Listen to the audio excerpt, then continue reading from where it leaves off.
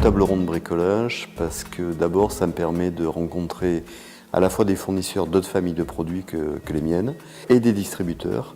Et en fait ça permet de confronter pas mal de points de vue et surtout confronter l'actualité. Ce qui est intéressant dans les tables rondes organisées par Marie-Josée, c'est de se frotter un peu aux autres, de voir est-ce qu'on est dans la plaque du marché ou pas, avec ses propres chiffres, est-ce que le vécu ressenti qu'on a est vraiment celui de tout le monde. On est dans un monde qui bouge de plus en plus vite, et donc il est absolument nécessaire d'être à l'écoute, de rencontrer les gens de notre corporation, de notre filière. Je ne m'attendais pas à ce qu'il y ait autant d'échanges, autant de questionnements partagés ou ouverts. Et donc ça, c'est une très bonne surprise d'assumer qu'on peut, entre professionnels de sociétés complémentaires, fournisseurs, distributeurs, pouvoir mettre le doigt sur des enjeux, des sujets un petit peu complexes. C'est la première fois que je participe à la table ronde organisée par Bricomac. Et bien sûr, pour moi, c'est intéressant d'être en contact direct avec les acteurs majeurs. J'étais assez surpris du fait que les gens étaient très ouverts en parlant des problèmes ou des problématiques qu'ils ont dans leurs propres entreprises. Ce qui m'intéresse dans ce genre d'événement, c'est qu'il y a des gens divers, réels, et on traite vraiment les problèmes avec des solutions, avec nos modestes solutions, nos modestes points de vue. Et donc cette accessibilité de l'information et des solutions, ça me paraît extrêmement important. Se réunir dans un contexte hors surface de vente ou industrie permet justement d'échanger dans un autre cadre, d'avoir des discussions sur des sujets qui ont moins un attrait direct avec le quotidien et donc de se projeter dans l'avenir. C'est la seule opportunité que je connais réellement qui permet d'avoir des discussions claires comme on a pu avoir notamment tout à l'heure sur le débat du e-commerce et du retail. Et en plus, je pense que ça se fait toujours en fait dans un bon esprit, donc il n'y a pas de clivage en fait.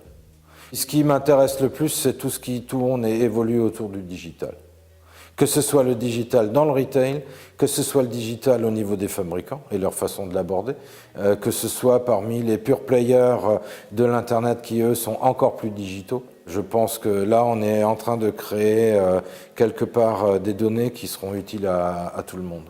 Il y a souvent des participants qui sont sur des nouveaux métiers, des start-up, etc. Donc c'est le moyen d'anticiper un petit peu l'évolution de notre marché et de se tenir au courant. Les problématiques sont complètement différentes d'un fournisseur à un autre, d'une famille de produits à un autre, d'un distributeur à un autre. C'est en une journée une prise de température en fait, du marché. L'enjeu majeur de notre secteur, pour moi, sera de reconquérir de nouveaux consommateurs.